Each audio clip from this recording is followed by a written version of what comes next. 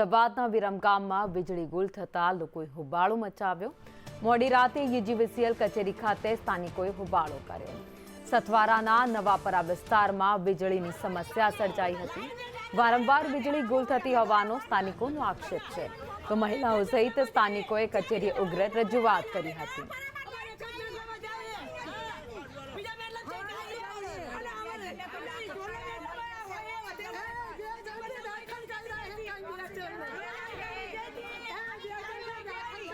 વધુ અપડેટ સાથે સંવાદદાતા પિયુષ ગજ્જર અમારી સાથે જોડાઈ ગયા છે। પિયુષ, વારંવાર વીજળી જતા હવે લોકો પણ રોષે ભરાયા છે।